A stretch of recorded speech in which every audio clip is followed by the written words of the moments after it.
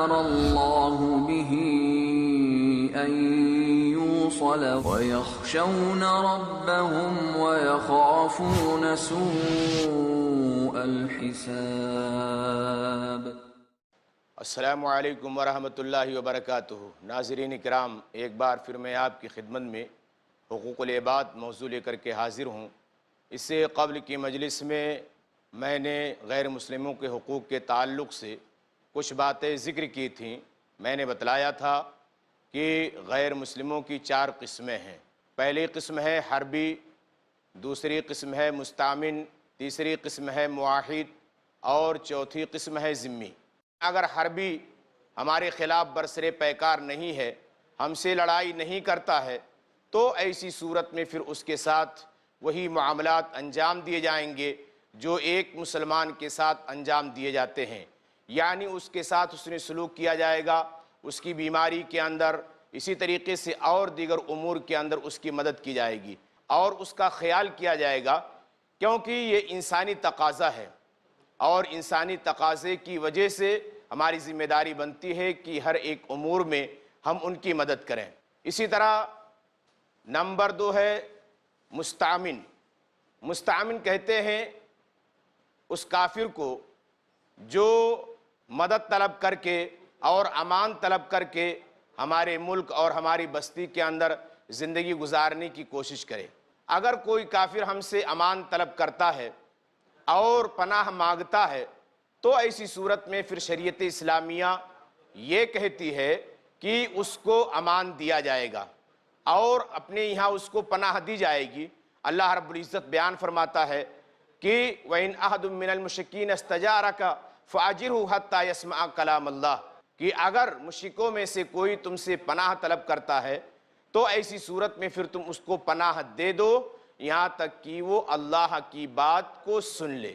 ناظرین اکرام، اللہ تعالیٰ نے یہاں حتیٰ یسمع کلام اللہ کا جملہ استعمال کیا ہے، یہاں تک کہ وہ اللہ کے کلام کو سن لے۔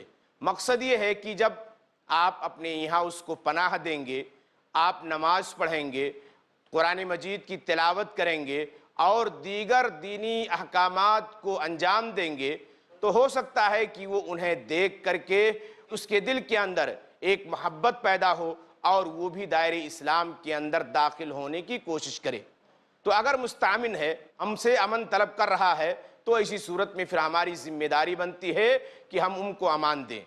امن کے تعلق سے ایک بات ہمیں اور ذہن کے اندر رکھنی ہے کہ اگر کوئی بھی مسلمان کسی بھی کافر کو، مستعمن کو پناہ دے دیتا ہے تو اس ایک مسلمان کے پناہ دینے کی وجہ سے تمام مسلمانوں کی ذمہ داری بنتی ہے کہ وہ اس کو پناہ دیں، اس کے ساتھ چھیڑ چھاڑ کا معاملہ نہ کریں، اس کے ساتھ غلط بیوہار نہ کریں، اس کے ساتھ غلط اخلاق سے نہ پیش آئیں۔ کیوں؟ اس لیے کہ اللہ کے رسول صلی اللہ علیہ وسلم نے بیان فرمایا ہے ذمۃ المسلمین واحد، مسلمانوں کا ذمہ ایک ہے، یعنی اگر ایک مسلمان کسی کو پناہ دے دیتا ہے تو اس کی حفاظت اور اس امان کو باقی رکھنا تمام مسلمانوں کی ذمہ داری ہے، کوئی اس کو توڑ نہیں سکتا ہے۔ ناظرین اکرام، اسی طرح تیسرا ہے معاہد، یعنی اس کافر کو کہتے ہیں جس سے ہمارا کوئی معاہدہ ہو، کچھ دنوں کے لیے، 1 مہینے کے لیے، 2 مہینے کے لیے، یا جتنی مدت متعین ہوتی ہے باہم دونوں طرف سے، اتنے دن کے لیے اگر ہم معاہدہ کرتے ہیں اور وہ ہم سے معاہدہ کرتا ہے تو ایسی صورت میں پھر ہماری ذمہ داری بنتی ہے کہ ہم اس عہد کے اوپر قائم رہیں۔ جب تک کا معاہدہ ہوا ہے، شرط یہ ہے کہ نہ وہ اسلام کے خلاف کچھ کہتا ہو، نہ اسی طریقے سے مسلمانوں کے خلاف کوئی بات اپنی زبان سے نکالتا ہو، نہ اسی طریقے سے دین اسلام کا استخفاف کرتا ہو، اور نہ اس کی تعلیمات کے تعلق سے کوئی بات کہتا ہو۔ اللہ رب العزت قرآن مجید کے اندر فرماتا ہے إِلَّا الَّذِينَ عَاهَدتُّم مِّنَ الْمُشْرِكِينَ ثُمَّ لَمْ يَنقُصُوكُمْ شَيْئًا وَلَمْ يُظَاهِرُوا عَلَيْكُمْ۔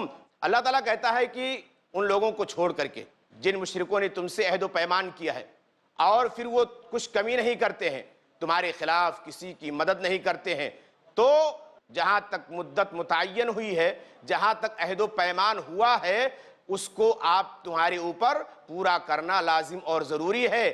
اللہ تعالیٰ متقیوں کو پسند کرتا ہے۔ یہاں ان اللہ یحب المتقین کہا کہ اللہ متقیوں کو پسند کرتا ہے، یعنی عہد و پیمان کو نبھانا اور اس کو پورا کرنا یہ بھی تقوی کی علامت ہے۔ اسی لیے کہا گیا کہ اگر کسی انسان خاص طور سے کافر سے معاہدہ ہے ایک مدت تک کے لیے اور وہ اپنی طرف سے اس کو توڑتا نہیں ہے، تو ایک مسلمان کو چاہیے کہ اپنی تقوی کی حفاظت کرتے ہوئے اس عہد و پیمان کے اوپر قائم رہے اور کسی بھی طرح سے اس کو نقصان پہنچانے کی کوشش نہ کرے۔ ناظرین، اگر معاہد شخص کسی قسم کی کوئی کمی نہیں کرتا ہے، کوئی کوتاہی نہیں کرتا ہے، ہمارے خلاف کسی کو ابھارتا نہیں ہے، تو ایسی صورت میں پھر اگر کوئی آدمی اس کو قتل کر دیتا ہے تو وہ گنہگار ہوگا۔ اللہ کے رسول صلی اللہ علیہ وسلم نے بیان فرمایا، من قتل معاہدا لم یرح رائحۃ الجنہ، کہ جس نے کسی معاہد کو قتل کیا وہ جنت کی بو نہیں پا سکے گا، حالانکہ اس کی بو 40 سال کی دوری سے پائی جا سکتی ہے۔ یہ اللہ کے رسول صلی اللہ علیہ وسلم کا واضح فرمان ہے معاہد کے سلسلے میں، کہ جس کافر سے، جس غیر مسلم سے ہمارا عہد و پیمان ہو، اس عہد و پیمان کو جہاں تک متعین ہے جس مدت تک کے لیے، اس کو پورا کرنا لازم اور ضروری ہے۔ اگر ہم اس کو توڑتے ہیں تو ایسی صورت میں پھر ہم گنہگار ہوں گے، اور اگر قتل کرتے ہیں تو ہم جنت کی بو نہیں پا سکتے ہیں، اس کی خوشبو ہم کو نہیں مل سکتی ہے۔ اسی طرح چوتھا آدمی ہے ذمی۔ ذمی کہتے ہیں اس شخص کو جو اسلامی مملکت کے اندر ٹیکس اور جزیہ ادا کر کے وہاں پر رہنا چاہے۔ اگر کوئی آدمی اسلامی مملکت کے اندر ٹیکس اور جزیہ ادا کر کے زندگی گزارنا چاہتا ہے تو ایسی صورت میں پھر اسلامی مملکت کے حکمراں کی یہ ذمہ داری ہے کہ ہر اعتبار سے وہ اس کی حفاظت کرے، اس کے مال کی، اس کی عزت و آبرو کی، اس کے جسم و جان کی، ہر ایک طرح سے اس کی حفاظت کرے، اور اسی طرح سے جس مذہب کا وہ عقیدہ رکھتا ہے اس اعتبار سے ان کے اوپر حدود بھی قائم کرے اور کبھی بھی ان کو ایذا رسانی پہنچانے کی کوشش نہ کرے، اس لیے کہ وہ ٹیکس ادا کر رہا ہے اور ٹیکس ادا کر کے آپ کے امان میں ہے، آپ کے ماتحت میں ہے۔ اب آپ کے ماتحت میں ہے، آپ کا رعایا ہے، تو آپ کی ذمہ داری بنتی ہے کہ ہر اعتبار سے آپ اس کی حفاظت کریں۔ اسی کے ساتھ ساتھ جس طرح حکمراں کے اوپر ذمہ داری ہے کہ ذمی کی عزت و آبرو اور اسی طریقے سے اس کے تمام چیزوں کی حفاظت کرے، اسی طرح ذمیوں کے اوپر بھی کچھ احکامات لاگو ہوتے ہیں اسلامی مملکت کے اندر رہتے ہوئے، کہ وہ کسی ایسی چیز کا اظہار نہ کریں جو اسلام میں ناپسندیدہ ہو، اور یا وہ چیز جو ان کے دین کا شعار ہو۔ اسی طرح کہ اپنے شاعر، دین کا احترام اور دیگر اس قسم کی چیزیں جن میں تبلیغ و دعوت کا پہلو پایا جاتا ہو، اسلامی ملک کے اندر رہتے ہوئے اس کا انجام دینا ان کے لیے درست نہیں ہے، اس کی اجازت نہیں ہے۔ تو یہ ذمیوں کی ذمہ داری ہے، جس طرح ایک رعایا کی ذمہ داری ہے، اور ان کے حقوق بھی ذکر کیے گئے ہیں، ان کے ساتھ ہمیں اسی طرح کا معاملہ کرنا ہے۔ ناظرین، غیر مسلموں کے تعلق سے یہ قسمیں آپ کے سامنے ذکر کی گئیں، لیکن اسی کے ساتھ ساتھ چند باتوں کا ہمیں اور لحاظ کرنا ہے۔ پہلی بات تو یہ کہ کافر کو، غیر مسلم کو ہدیہ لینا اور اسے دینا جائز ہے، شریعت نے اس کو جائز قرار دیا ہے، اور اس کے تعلق سے بہت ساری حدیثیں اور بہت ساری واقعات کتب حدیث کے اندر موجود ہیں۔ ہدیہ لینے کی دلیل کہ ہم کافروں سے ہدیہ لے سکتے ہیں، اس کی دلیل ہے امام بخاری رحمہ اللہ نے اپنی کتاب صحیح البخاری کے اندر ایک باب باندھا ہے، باب قبول ہدیہ من المشرکین، مشرکوں کی طرف سے ہدیہ کے قبول کیے جانے کا باب، اور پھر اس کے بعد میں اس کے تحت ذکر کیا ہے۔ حضرت ابو ہریرہ کہتے ہیں کہ اللہ کے رسول صلی اللہ علیہ وسلم نے بیان فرمایا کہ حضرت ابراہیم علیہ السلام جب اپنی بستی چھوڑ کر کے ہجرت کرنے پر آمادہ ہوئے اور مصر کا راستہ لیا، تو راستے میں ایک جابر و ظالم بادشاہ پڑتا تھا۔ اس کا یہ معمول تھا کہ کسی بھی خوبصورت عورت کو دیکھتا تو اپنے حواریوں اور اپنے مواریوں کے ذریعہ اس کو حاصل کرنے کی کوشش کرتا تھا. اس کے جو ذمہ دار تھے یا اسی طریقے سے اس کی جو رعایا تھی ہمیشہ اس بات کو دھیان میں رکھتی تھی کہ اگر کوئی مسافر گزر رہا ہو، کوئی شخص گزر رہا ہو، اس کے ساتھ کوئی خوبصورت عورت ہے تو ایسی صورت میں پھر اس کے سامنے پیش کرنے کی کوشش کرتے تھے. یہ اس کا حکم تھا. حضرت ابراہیم علیہ السلام بھی وہاں سے گزرے. اس ظالم و جابر بادشاہ کو پتہ چلا کہ ایک آدمی آیا ہوا ہے، اس کے ساتھ ایک خوبصورت عورت ہے. حضرت ابراہیم علیہ السلام کو بلایا. حضرت ابراہیم علیہ السلام گئے اور اس کے بعد میں پھر پوچھا کہ یہ تمہاری کون ہے؟ حضرت ابراہیم علیہ السلام نے کہا کہ میری بہن ہے. اور اس کے بعد میں پھر جب وہاں سے واپس آئے تو حضرت سارہ رضی اللہ تعالی عنہا سے کہا کہ دیکھو میں اس طرح کہہ کر کے آیا ہوں، اگر بادشاہ وقت تم کو بلائے گا اور تم سے پوچھے گا تو یہی کہنا کہ ہاں وہ ہمارے بھائی ہیں. کیوں؟ اس کی وجہ یہ ہے کہ بر وقت دنیا کے اندر دین اسلام کے اوپر عمل کرنے والے صرف ہم ہی دو لوگ ہیں، اس کے علاوہ اور کوئی تیسرا نہیں ہے. لہذا ہم دونوں اسلامی اعتبار سے بھائی اور بہن ہوئے. چنانچہ قاصد آتا ہے اور اس کے بعد میں پھر حضرت سارہ کو لے کر کے جاتا ہے بادشاہ کے مطالبے پر. جیسے ہی وہ غلط نیت سے اپنے ہاتھ کو بڑھاتا ہے، اللہ رب العزت کی طرف سے اس کے اوپر کپکپی طاری ہو جاتی ہے. جب کپکپی طاری ہوتی ہے تو وہ پریشان ہو جاتا ہے اور حضرت سارہ سے کہتا ہے کہ تم میرے لیے دعا کر دو. حضرت سارہ دعا کرتی ہیں اور اس کے بعد میں پھر جب دوبارہ ہاتھ بڑھاتا ہے پھر کپکپی طاری ہو جاتی ہے. پھر کہتا ہے کہ اللہ کی بندے اب میں تیرے ساتھ یہ عمل نہیں کروں گا، لہذا تو میرے لیے دعا کر دے. حضرت سارہ دعا کرتی ہے، وہ چیز ختم ہو جاتی ہے. اس کے بعد میں پھر سہبارہ اسی طریقے سے کرتا ہے اور اس کے بعد پھر کپکپی طاری ہوتی ہے. بلاتا ہے، کہتا ہے کہ کس طرح کے جن عورت کو تم لوگوں نے لا کر کے میرے سامنے پیش کر دیا ہے. اور اس کے بعد میں پھر بطور ہدیہ کے حضرت حاجرہ علیہ السلام کو حضرت ابراہیم کو عطا کرتا ہے. تو اس روایت کو ذکر کر کے امام بخاری نے اس باب کے تحت یہ استدلال کیا ہے کہ کسی کافر کی طرف سے، کسی غیر مسلم کی طرف سے اگر ہدیہ آتا ہے تو اسی صورت میں اس کا قبول کرنا جائز اور درست ہے. ناظرین، وقت ہو رہا ہے وقفے کا، انشاءاللہ ہم پھر ملیں گے. والسلام علیکم ورحمۃ اللہ وبرکاتہ.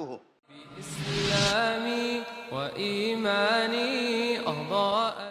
دیکھنا نہ بھولیں بلیک اینڈ وائٹ.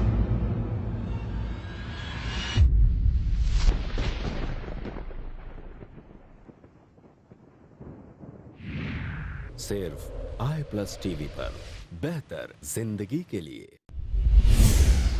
خوشگوار زندگی کے اصول جانیے شیخ رضا اللہ عبد الکریم مدنی سے. آج کی ٹینشن بھری زندگی میں اپنے آپ کو خوش رکھنے کے اسلامی اصول، ہر بدھ رات 8:30 بجے صرف آئی پلس ٹی وی پر بہتر زندگی کے لیے.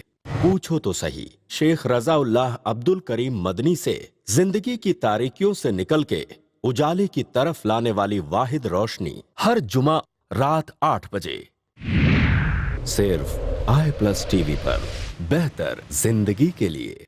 اسلامی و ایمانی اضاء. السلام علیکم ورحمۃ اللہ وبرکاتہ. ناظرین کرام، ایک بار پھر میں آپ کے سامنے حقوق العباد کے موضوع کو لے کر کے حاضر ہوں. وقفے سے پہلے بات چل رہی تھی کہ غیر مسلم کو ہدیہ دینے کی. غیر مسلم کو ہدیہ دینا شریعت نے جائز قرار دیا ہے. امام بخاری رحمہ اللہ نے حضرت حاجرہ کے واقعہ سے دلیل پیش کی ہے اور اس کے بعد میں پھر حضرت انس رضی اللہ تعالی عنہ کے حوالے سے ایک روایت پیش کی ہے کہ اللہ کے رسول صلی اللہ علیہ وسلم کے پاس ایک یہودیہ نے ایک بکری ہدیہ میں دی جو مسموم زدہ تھی، جو زہریلی تھی، اور اللہ کے نبی صلی اللہ علیہ وسلم نے اس کو انجانے میں کھا بھی لیا، جس کا اثر آخری عمر تک آپ کی جسم کے اندر رہا. اور اسی طریقے سے ابو حمید کہتے ہیں ایلا کے بادشاہ نے اللہ کے رسول صلی اللہ علیہ وسلم کو ایک سفید خچر ہدیے کے اندر دیا تھا. اور اس کے علاوہ پھر ایک روایت آتی ہے حضرت انس کے حوالے سے کہ دوما، یہ غزوہ تبوک کے پاس ایک بستی کا نام ہے، وہاں کے بادشاہ اکیدر نے اللہ کے نبی صلی اللہ علیہ وسلم کو بطور ہدیہ سامان بھیجا تھا. ان تمام دلیلوں سے امام بخاری رحمہ اللہ نے یہ استدلال کیا ہے کہ غیر سے ہدیہ لینا جائز اور درست ہے، اور اس کے بعد میں اس کے اندر کوئی قباحت نہیں ہے۔ اسی طرح ہدیہ دینا بھی جائز ہے، اس کے تعلق سے امام بخاری نے باب باندھا ہے، باب الہدیۃ للمشرکین، مشرکوں کے لیے ہدیہ کا باب، اور قرآن مجید کی آیت کریمہ ذکر کی ہے کہ لا ینہاکم اللہ عن الذین لم یقاتلوکم فی الدین ولم یخرجوکم من دیارکم ان تبرؤوہم وتقسطوا الیہم ان اللہ یحب المقسطین، کہ اللہ رب العزت تم کو ان لوگوں کے ساتھ نیکیاں کرنے اور انصاف کرنے سے نہیں روکتا ہے جو نہ تو دین کے معاملے میں تم سے قتال کرتے ہیں اور نہ اسی طریقے سے تم کو تمہارے گھروں سے نکالتے ہیں، اور اللہ رب العزت انصاف پسندوں کو پسند کرتا ہے۔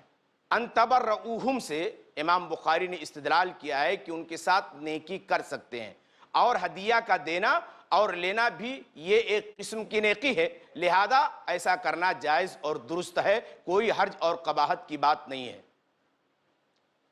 ناظرین، ہدیے کے تعلق سے ایک دوسری دلیل حضرت ابن عمر رضی اللہ تعالیٰ عنہ کی ہے۔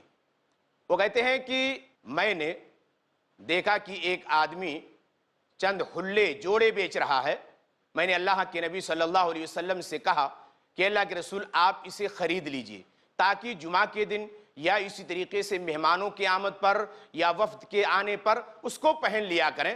اللہ کے نبی صلی اللہ علیہ وسلم نے کہا انما یلبس ھذا من لا خلاق له فی الآخرہ، یہ چیز وہ شخص پہنتا ہے جس کا آخرت کے اندر کوئی حصہ نہیں۔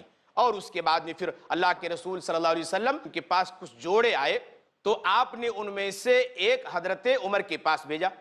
حضرت عمر بن خطاب رضی اللہ تعالیٰ عنہ نے کہا کہ اللہ کے رسول کیا آپ ہمیں وہ چیز پہنا رہے ہیں جس کے بارے میں آپ نے یہ کہا ہے انما یلبس ھذا من لا خلاق له فی الآخرہ، یہ چیز وہ شخص پہنتا ہے جس کا آخرت کے اندر کوئی حصہ نہیں۔